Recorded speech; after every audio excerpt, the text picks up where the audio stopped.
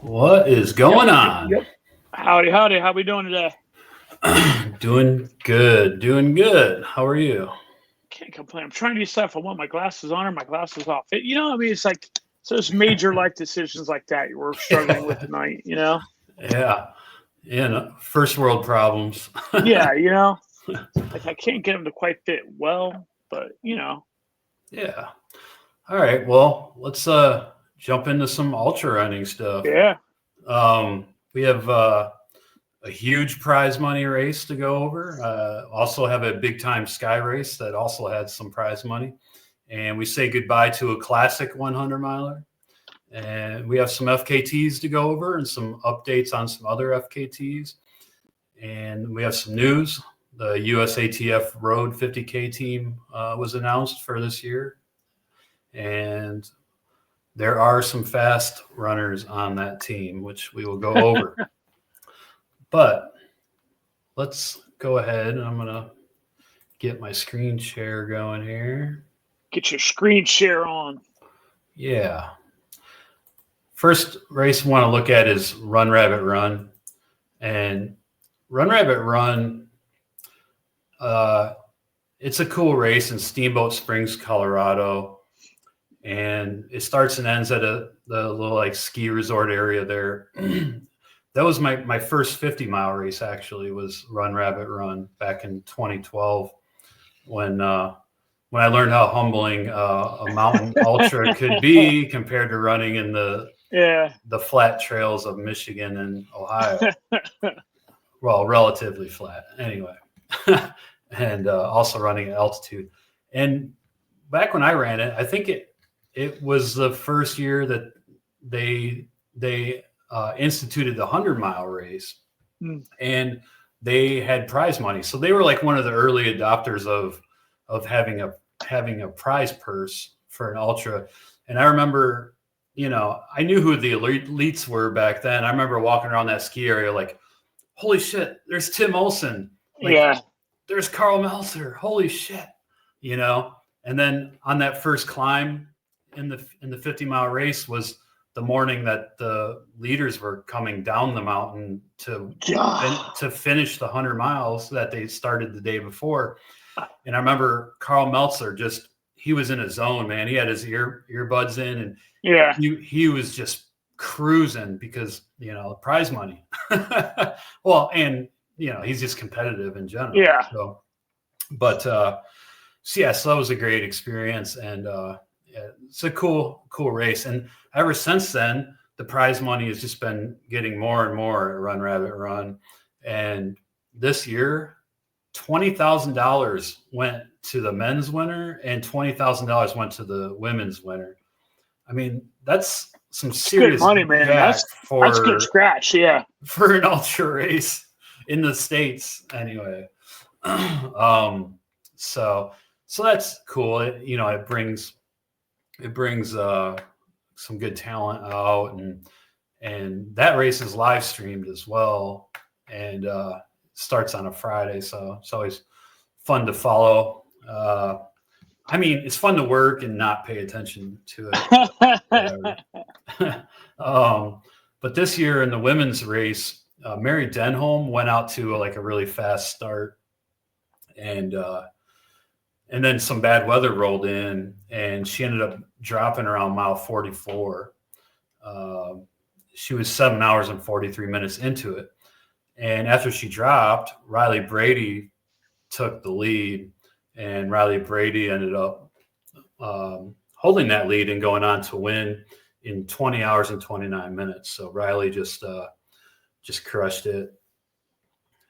And in the men's race, Jesse Rich ended up winning, and he also ran a smart first half of the race too, and ended up dominating in the second half. And he finished in 17 hours and 42 minutes.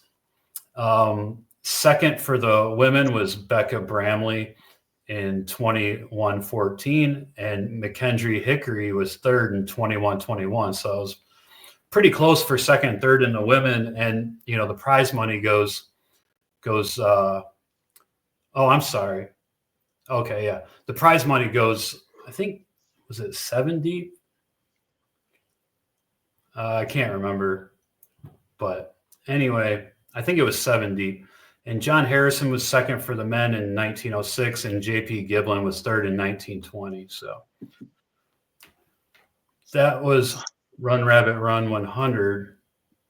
Also, they had the 50 mile race out there. And let's see here. Oh.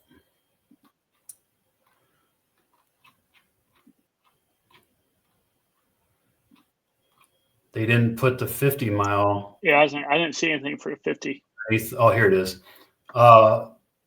Megan Roche, David of the David Roche and Megan Roche elite married couple. She won for the women in 8:21, and Ryan Raff won for the men in 7:04 in the 50.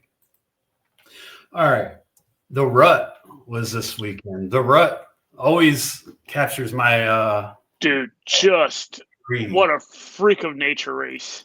Yeah, I mean, this race it's a 50K, has prize money, and also the Rut has over 11,000 feet of climbing, and those mountains are just bare. I mean, there's like, you know, it's high up there. There's no trees. Well, at least not on the peaks where you're looking. So it's very rugged. It's a very rugged race. Extremely steep and technical is the description. Potential rock fall hazards, you know, very exposed sections. They have safety personnel along some of those sections. That's how crazy it is. It's a true mountain race held in Big Sky, Montana, at the Big Sky Resort property. And I think there was like 9,000 in prize money for the Rut 50K. I'm not sure how they divided that up. You know, how much went to the winner. But actually, I might be able to find that out here. There we go. Well, I'm just going to continue on. If you happen to come across it. Yeah. Oh, wait, here it is. I'm sorry. The 50K, there was 9,000 prize money. It doesn't say how much they give to first place, but Erica Flowers for the women, she led the whole race and she won in 6 hours and 30 minutes. And Emelise Von Avis was 6:41 in second, and Stella Johnson 6:50 for third. In the men's race, Adam Loomis took the lead about halfway from Zach Perrin and went on to win in 5 hours and 13 minutes. And Perrin ended up coming in just a little over a minute after in 5 hours and 15 minutes. So it was pretty close at the end. And third place was Florian Winkler from Germany in 5:32. All right. Then one race that's a classic, and this race has been going on. Oh, let's see here. This race has been going on since 2010, and Hal Kerner put this race on. It's Pine to Palm. I think it was Oregon's first 100-mile race, and it's a point-to-point, around 20,000 feet of climbing. There's just four epic climbs, it says.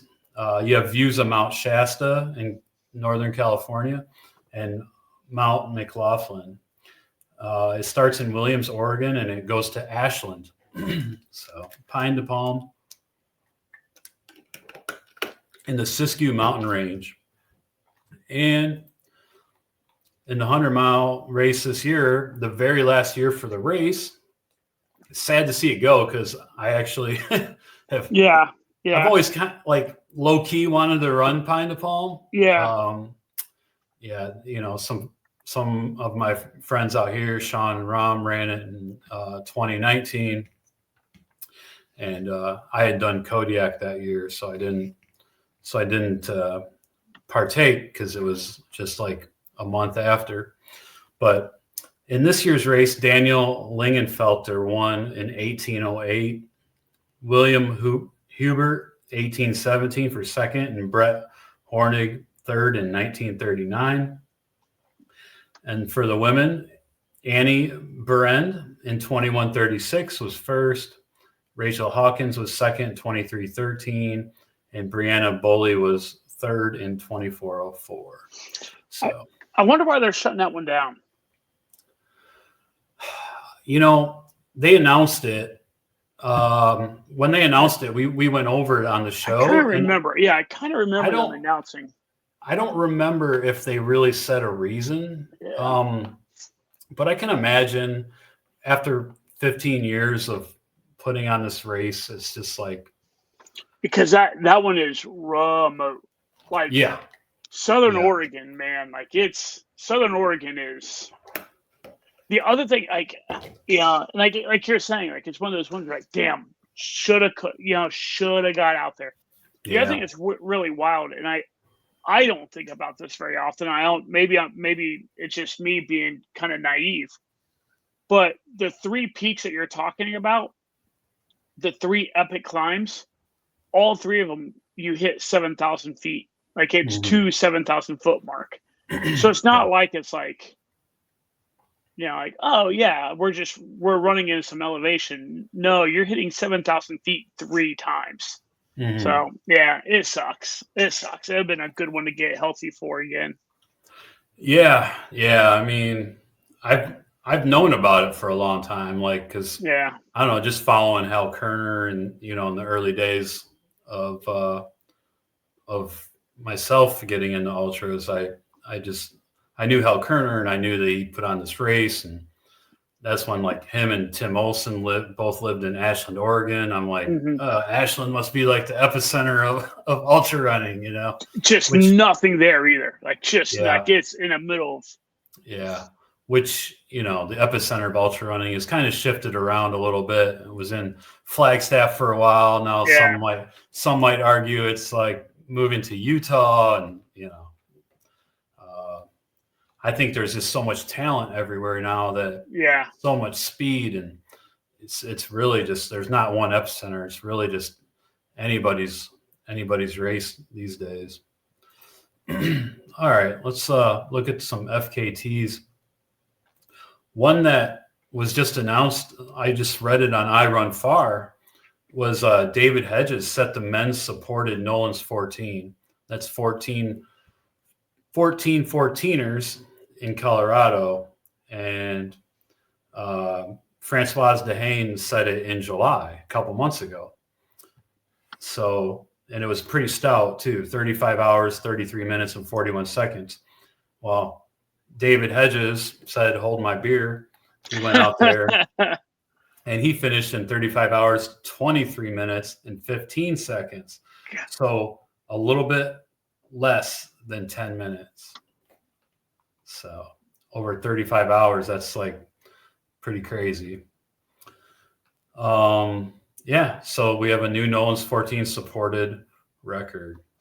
And this hasn't been published on Fastest Known Time website yet, because it still has Francoise showing the FKT. So we'll keep an eye out for that. The Bruce Trail in Ontario, Canada. And this caught my eye just because, well, it was on the Fastest Known Time email flyer that we get every so often. But what really stuck out to me was that this is a 550-mile long trail that goes from the border of Ontario and New York. Skirts kind of around Lake Ontario. It skirts kind of on the outskirts of Toronto. Then it just goes straight up on this peninsula, and all the way to Lake Huron. And what caught my eye about this particular FKT that this guy said, Jamieson Hatt, was he set the unsupported FKT. And as we all know, unsupported, you're carrying all your food. You can only get water from public taps that are available to everybody, or natural water sources if you're filtering. And, you know, I don't know how many natural water sources there are on this route, really. You know, so I'm sure you had to be pretty strategic about water. And he had to carry a ton of food. I think he broke it down, actually, like how many pounds of food that he had started with. I thought I had read in the email, but I don't think it's actually on his. Oh, yeah, here it is. So his starting body weight was 180. His finishing body weight was 170. So he lost 10 pounds. His food weight. Oh, and this is in 12 days, by the way. Actually, 12 days, 11 hours, and 37 minutes, which he beat the FKT by like a day and a half or 2 days. Yeah, 2 days or so, yeah. Yeah. So he started with 30.25 pounds of food, calories of food per day, 5,000, weight of food per day, 2.25 pounds, base weight, 6.25 pounds, total pack weight, 36.5. So he really didn't carry much weight other than the food. Golly, look at all the food. Like, the pictures are just crazy. Yeah. 560 miles, total elevation gain, almost 68,000 feet.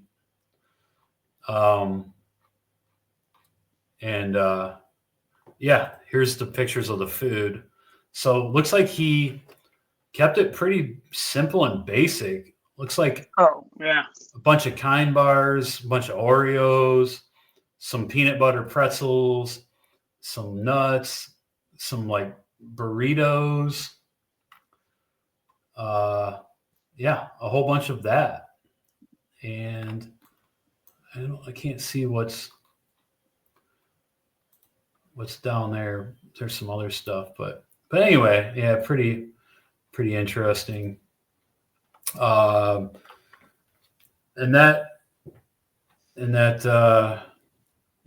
the Bruce Trail in Ontario. So Jamieson Hatt, 12 days, 11 hours, 37 minutes, so unsupported men's FKT. Next one is the Norman's 13. So this is a take on Nolan's 14, but Norman's 13 is in California. And Norman's 13 hits 13 14ers in California. And this is like a very, very technical route. In fact, this route requires some pretty good climbing skills. It'll be interesting to see when Kilian gets into these 14ers, how he handles it. I mean, he's kind of superhuman. He can just billy goat up these things without climbing gear sometimes, but he does use climbing gear sometimes as well. So we'll see how he handles them. But yeah, Mount Whitney's in there. You know, that's the tallest in the lower 48. This route is 85 to 90 miles between 40 and 50,000 feet of vert. Yeah. And you're at 14,000 feet above sea level too. So yeah, there's that. And Olivia Amber went out and did the supported female FKT in 3 days, 17 hours, and 55 minutes. Dude, that's even hard to wrap your head around. Yep. It sure is. And she had unseasonably cold temperatures, a major smoke plume hovered just to the north, but I think the prevailing winds kept it at bay. So I think she didn't get smoke, which was good because there is a lot of smoke in that area right now. Yeah. Yeah. So that's Norman's 13. Pretty interesting. Also, Jessica Pekari, we've heard that name a few times. She just set the unsupported FKT for the PCT section in Oregon. 8 days, 19 hours, and 43 minutes, which is almost 2 days better than Kaylee Levine's record from July. So Kaylee's like, I got the record, and then 2 months later, Yeah. What's funny, like what's really wild is the progression in that, right? Because if you go all the way back to 2023, Becky Rogers had it, right, in 16 days. Yeah. And then Renee is like, I'm going to take 2 days off from that and did it in 14 days. A year later, yeah. Yeah, and then Kaylee's like, nope, I'm going to take 4 days off from that. Like, it's crazy. And now here we are looking at Jessica doing it in 2 days. So, in just a scooch over 2 years, no, dead ass 2 years. Yeah. Dead on 2 years. They've managed to cut the FKT in half. Yep. From 16 days, 4 hours to 8 days and 19 hours. Yeah. So quite literally cut it in half. I mean, sans a few hours, but like that is insane. Like that Jessica is doing some fucking work. Yeah. Oh, that's where we read her name this year. She did the Colorado Trail West to East Collegiate West unsupported in July. Oh, and she has a Pacific Crest Trail FKT from 2023, north to south, self-supported. Does she still hold that? Let's see. It says Heather Anderson. Oh, wait, that's south to north. North to south. Yeah, she still has the PCT north to south female self-supported on the PCT. Yeah, pretty solid work. All right. Update on Jeff Garmire. He is in Tennessee. He's gotten his recent resupplies, so that's gone well. He had a little detour because of all the damage from Hurricane Helene. It added not much distance, just a little tiny bit. But it was pavement. Some of it was pavement, which he said like tore up his feet even more than what they're already torn up. He said his feet are just annihilated. Wrecked. Yeah. He ran into some heavy rain last night, or I guess his video is released the next day, so maybe it was 2 nights ago. Made it hard to navigate and all this. But anyways, he's in Tennessee, and he definitely has a shot at the record. If he can get to, let me take a look at the tracker here. If he can get to North Carolina. So you and I are talking about this. You have more faith than I do. Here's what I'm saying. Let's say he does the same amount of time in Tennessee as String Bean. Yep. He's going to be 9 hours and 7 minutes behind. Yep. If North Carolina is 96.5 miles, if he does 2 50-mile days, so that means in 2 days he would have done 100 miles. He would be 17. He would be 17 minus 9, which 8. He'd be 8 hours ahead going into. Where'd you get that 17 from? Because if he does it in 2 days, 48 hours, if he does it North Carolina, if he does North Carolina in 48 hours, Yeah. there's 17 extra hours here. You think he's going to be able to make up that 17 hours? What you're saying? Okay, you're saying if he does North Carolina in a true clean 48 hours. Yep. If he starts at 5 a.m. on Friday and he reaches Georgia by 5 a.m. on Sunday, he'll gain 17 hours. He'll gain, yeah. But he's 9 hours in the hole, so he's going to be so he's 8 hours ahead. He's going to be 8 hours ahead, yeah. It's doable, but he has to go through the Smokies, which is a lot of climbing, so we'll see. What's your thought? My thought is if you look back over, if you look at the trends, right? Like he's making up time in the last 3 states. Well, yes. At what cost, right? Like he made up 10 hours in Virginia alone, right? Yeah. And 10 hours, he made up 10 hours in Virginia.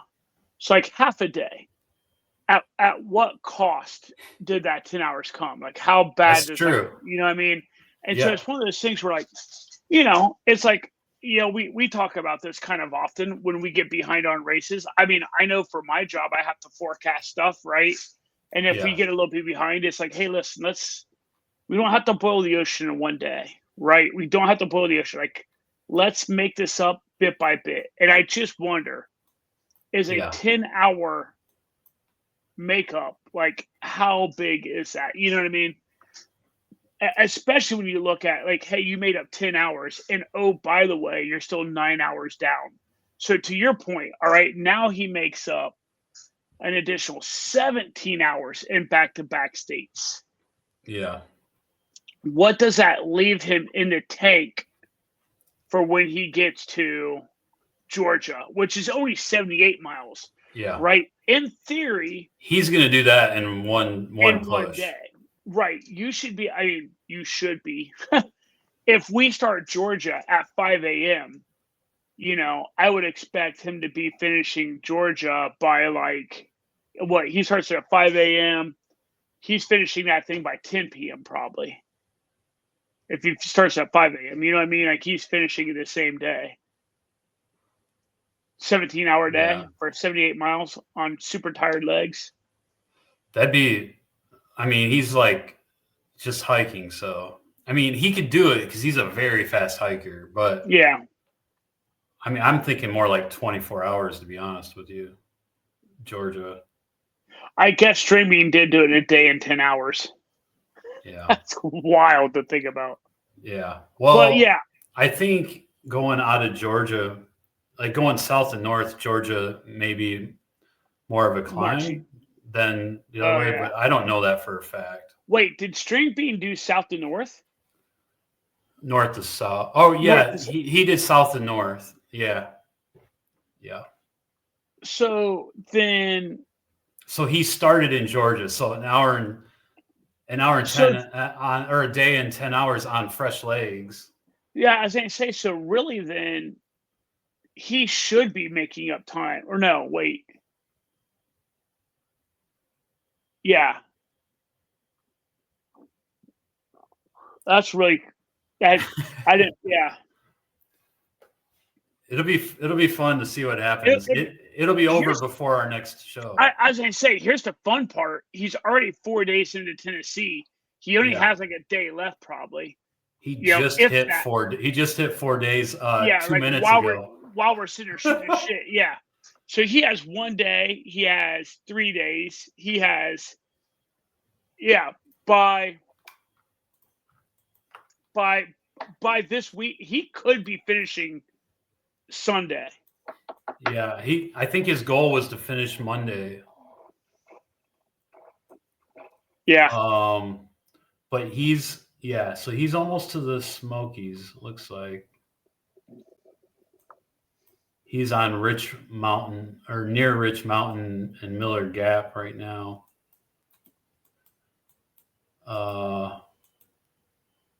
Yeah. Like, oh yeah, let's click on, see. He's 1,932 miles in. I wish it showed how many miles he was in Tennessee. It'd be nice to see that, but he's been building momentum though, like, so I don't know. Anyway, he's rocking a Mount the Coast shoes.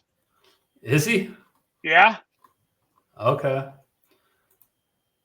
Shout out Cole. Yeah. Oh, hey Cole. We'll tune in. We'll go to one of the Instagram posts, and there'll be Cole out there just bebopping with him. Yeah. All right, let's move on to Kilian. Kilian is just crazy. doing Kilian is States of Elevation project, 67 14,000 foot peaks across the continental U.S., 600 miles by foot, 2,400 miles by bike. And he is just, what he's doing, what he's done so far is just not fathomable to us mere mortals. That was cool to actually see Hans Troyer put out a little video going up to Pikes Peak with Kilian. Yeah. And that was some of the only like outside footage that we've seen of Kilian on this project, besides little snippets on his social media. And it was really cool watching that, just to get that perspective of it. But it looks like he's officially passed 1,000 miles now after 13 days and 200,000 feet of climbing. And that's biking and on foot total.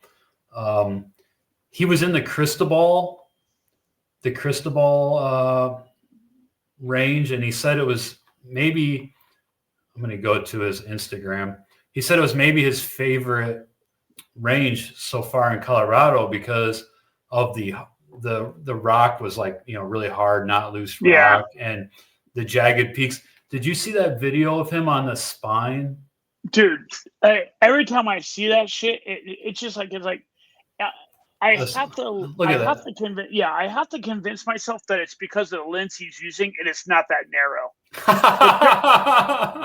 Well, I'm sure the lens has something to do with it, but yeah, dude, that's pretty narrow, bro. But right up here, I'm like, this stupid son of a bitch is getting ready to jump off this. Like right there, I'm like, where the fuck is he getting ready to go?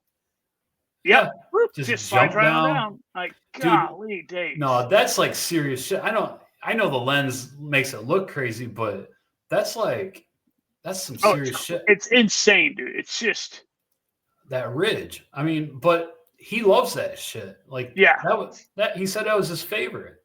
Yeah. So in the Sangre de Cristo Mountains.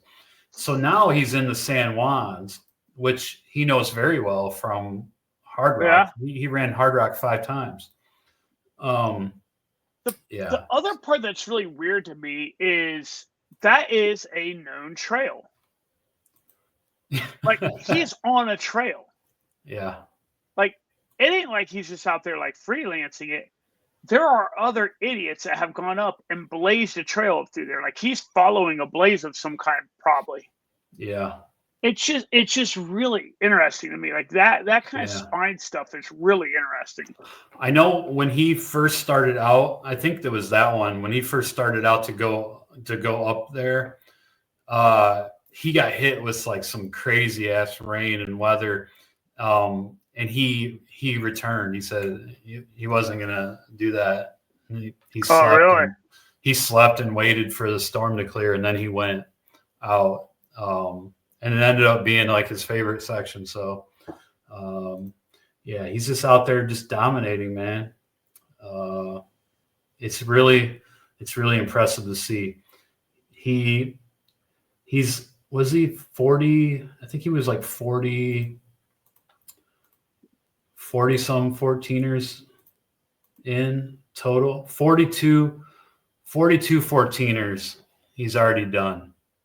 Like, that's crazy. And he's he's only been doing it since what, like 2 weeks. He's only been doing it 2 weeks. So, or not, maybe not even, like just under 2 weeks. So it's insane. It really is. It'd be fun to follow once he's finished up Colorado. Yeah. And then he's got a long ass bike ride to California, dude. Yeah.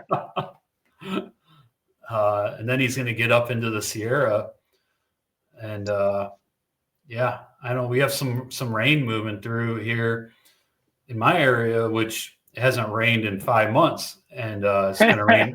It's going to rain tomorrow. So I don't know if that rain's going to make its way over to the Sierra, which would probably turn into snow. It'd be interesting. But Kilian he's well versed at going through the snow and the mountains and all that. So that wouldn't be anything crazy for him, I don't think. Yeah. So anyways, it'd be fun to continue to follow Kilian in this crazy thing he's doing. Yeah. Speaking of crazy things, we haven't done an update on Nick Chezwick lately, but no FKTs. I'm going to check his tracker and see how he's doing on the Triple Crown of through hikes, which I don't know. Oh, here we are. So looks like current location.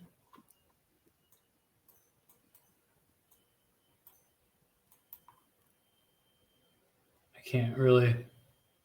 Oh, he's in Colorado on the Continental Divide Trail. He's southwest of Colorado Springs. So I wonder if is that the San Juans? Oh, there's Durango, yeah. Huh. I wonder if Kilian will come across them at some point. just knock out a couple together. Yeah, because he's on the Continental Divide Trail. Huh. Interesting. Yeah, so he's in month 4, and he's been averaging 35.7 miles a day. He's 1,108 miles in. So,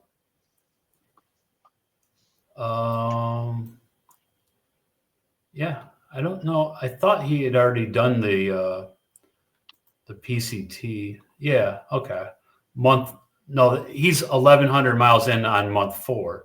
Month 1 was 1,021. Month 2 is 1,016. Month 3 was 917, and then 1,108. So, yeah, he's well over 4,000 miles into this thing. So he did the PCT, and now he's on the Continental Divide. And after he finishes that, he'll head over. Oh, there's the overview map. After he finishes that, he'll head over to the Appalachian Trail. The good old AT. That's right. And yeah, time to beat 234 days and 9 hours. That's his time to beat. And he's been out there for 138 days, 4 hours. So, all right. Just some little bit of news. The 2025 USATF 50K road team was announced. And this is a team that's going to compete in the 50K road championships, world championships over in Delhi, India on December 7th. And it's an estimated 200 of the world's top 50K ultra runners over 35 different countries are going to compete there. And heading up the U.S. team are the 2 current 50-mile world record holders, Courtney Olson and Charlie Lawrence. So we have the 2 50-mile world record holders. Yeah, not too shabby. That's pretty cool. And for the women, other than Courtney, we have Allison Mercer, Lindsay Koselnick from Flagstaff. Any relation to Pete? I don't think so. Doesn't Pete live in Flagstaff? Yeah, he does now. Maybe he got married. Maybe he did get married. Alexandria Niles, Sophie Stewart, and Melissa Tanner. And for the men's team, other than Charlie Lawrence, we have Stephen Mance, Ryan Root, and Jeffrey Sealis. And team leaders will be Lynn Gentling and Megan Canfield. So that's the 50K 50K USATF road team for the World Championships in Delhi in December. Also, the Sri Chimoy, we talked about this a couple episodes ago. This race has been going on for a couple weeks now. This is the half-mile block in Queens, New York that they run for 18 hours a day, and they have to get to 3,100 miles. They need to average just under 60 miles a day because they only have 52 days to complete the whole thing. And looks like day 18, like climbing Mount Everest. Andrea Marcato, the 5-time winner of the 3,100 mile race, reached 2,000 kilometers today. His time was 13 hours, 19 minutes, and 20 seconds on the 18th day of the longest race. The breezy wind helped the runners to move along well through the day. So looks like Andrea Marcato, who has won the race 5 times, is crushing it. There's like a picture that I didn't really notice before. That kind of goes along a service drive. Yeah. Is that off? It's a little off camber too, isn't it? I love the fact that you can even have a little live camera. It's just. Yeah. Does that look a little sloped to you? I don't know. Nothing. I don't know. Nothing I'd probably even notice after enough loops around this fucking thing. Yeah. I see cracks in that sidewalk. I trip over every single effing time. I know that. Yeah. Adrian Papuk reached 1,100 miles. Mahastia Janik reached 1,100 miles. Vasu does he reach 1,900 kilometers? And Harita Davies reached 1,700 kilometers. Interesting that they would put some in kilometers and some in miles. Oh, here's the daily results down here too. So yeah. Just Google Sri Chimoy Marathon Team if you want to learn more about this and see who's in the lead and see what it's all about. Truly a fascinating race. Yeah. I mean, you really, Sri Chimoy, right? That's like, it's mental, right? It's like, it's more of a mental race than it is a physical race. So. Just every day, 60 plus miles every day. Yep. That guy looks like he's raw dogging it, man. No headphones, nothing. But that's what it's all about, though, right? Self-transcendence. Yeah. All right. That's about all the news that we really had for today. Let's get into the 3 T's. And this is a topic that I'm kind of passionate about when I'm traveling. I'm always like, where's the trails? So this is our topic for today is how do you, when you're going to travel somewhere, whether it be for vacation or work or whatnot, how do you find places to run? If you want to do a trail run, how do you find good trails? What's your take on that?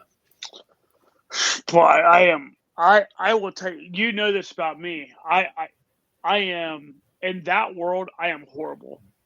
I mean, remember when we were out at Coco, you're like, wait, what do you mean you don't have all trails set up? I'm like, no, I don't have all trails. Or Gaia.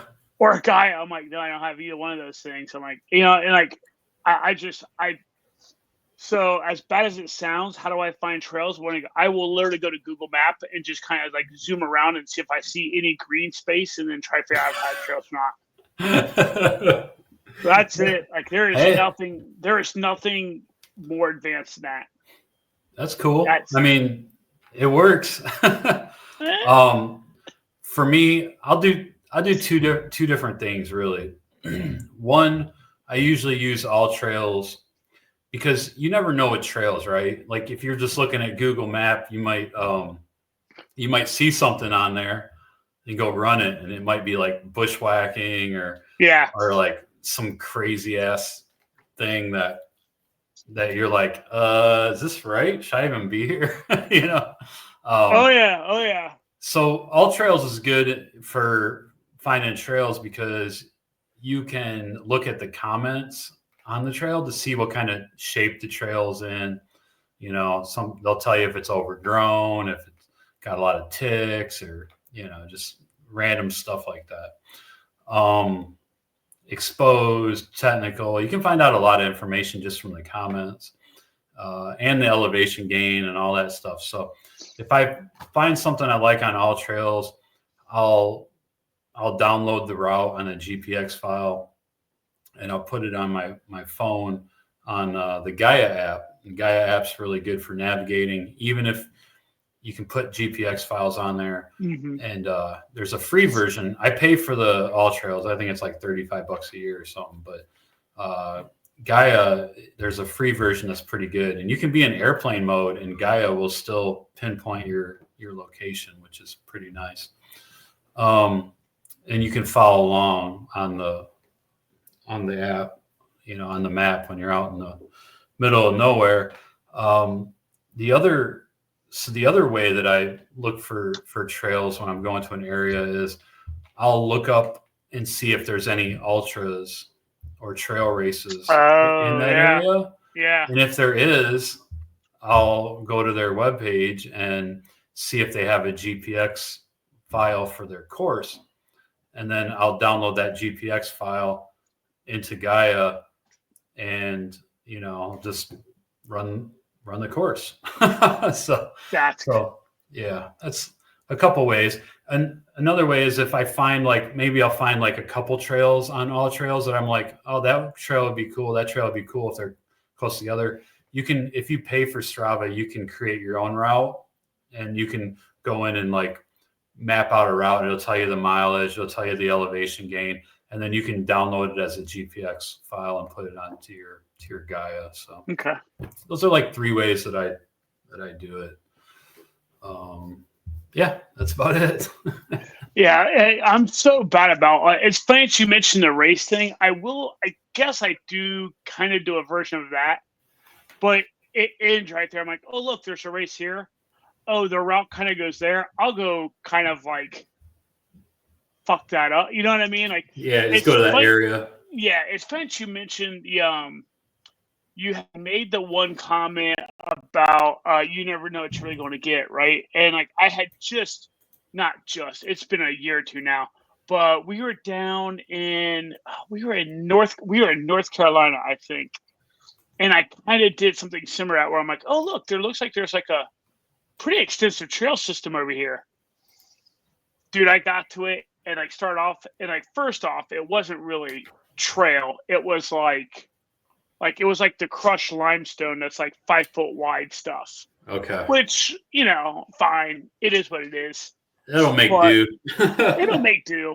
I got some pretty decent elevation out of it because I was out. You know where I was out? Where was I? Was out in North Carolina somewhere, Western North Carolina. So I got okay, but it is funny because I did end up getting kind of lost, and then getting nervous, and I turned around at this one particular. And here's what's funny as fuck: is I turned around at this one intersection because I'm like, all right, this just feels weird. Turn at this one intersection, and then when I got back to where I kind of was starting to feel good again, I was like, all right, well, if I go back to my car from here, I'm still going to be X amount short. So I'm like, you know what? F it. I'll hang it right here. I'll be damned if that route that I turned right on didn't end up taking me right back to the intersection I chicken shitted out at. And I realized, damn, I would have made a pretty dope ass big huge loop had I not been a giant sissy and turned around. Yeah. You know what I mean? But still, I was still miles short, but so I still needed to do all that I did. But it was it's funny. I get it. Like, I have cost myself several miles just because I'm too dumb. You know what I mean? And like, but also that's how I found one of my favorite places. It's still on my bucket list to do. Still on my bucket. This is a dumb thing to still have my bucket list. But that's how I ended up finding Bobcat Trail Marathon. It's down in Burr Oak State Park. Burr Oak, yep. Yeah. Went camping there as a kid, Yeah, it's way, way, way southeast Ohio. But we went to the lodge there. And I was like, hey, and so here's like how old I am. Hey, any trails around here? And the person's like, well, yeah, there's a trail that literally goes all the way around the lake. And my dumbass, Jen, I can count on one hand how many times Jen has been really, really, really, really fucking pissed at me about some running stuff. This ranked extraordinarily high because I got out there and got lost and like I got all kinds of fucked up. Oh man! And the bad thing is, it's around a giant lake. Yeah, so you were like on the opposite end. Dude, once you're out there, man, it is like, what are you going to do, motherfucker? You ain't do something this way, you're going to do, you know what I mean? Like, you're just screwed. So she got pretty upset with me that day. But I use Google and try to find green area, or I just ask somebody. Like I do need to probably get better about all trails. I mean, you can kind of do that whole reach out on social media thing, but I don't know. I like to do the research on my own. One thing on Strava too is you can sometimes see the heat map. So if you're looking at some trails, you can see which trails are used more than others. If you see something on the heat map that's like barely there, it's not used very much. And like just one really quick story before we go. So it was like a year ago when we were here when Jess was interviewing, and while she's doing her interview, I'm like, I had some time to kill. So I looked at the map like you do on Google Map. I'm like, if I just like run around this street, like there's a trail right there that just goes up, like climbs. I'm like, oh, cool. I went to that trail and it was literally like straight up. I'm like, this does not seem right. And I'm like, maybe it's just at the beginning, right? It'll start like, the grade will like kind of be somewhat manageable. And I went maybe like 2/10 of a mile up, and it was still going straight up. And I'm like, I started to get a little freaked out because I looked behind me and I'm like, oh shit, I don't know how I'm going to get down. Like, oh, it's that steep? Yeah. I'm not even shitting you. And I'm like, I better not continue to go up because I could get myself in like a serious predicament. So I literally did like, like the whole crab butter thing coming down this. Like, that is awesome. I'm like, note to self, do not try to run that trail again. Yeah. So, but anyways, so definitely use the tools you have available.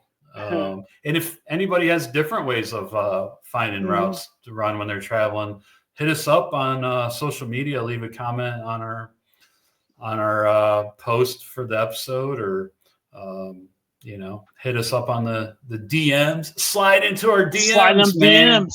Yeah. Oh, we're such Gen Xers. So old. All right. Well, thanks everyone for listening. We appreciate you, and hope you all have a good weekend when you get to it. Yeah. See you next Saturday. Next Wednesday. Yeah. Oh yeah.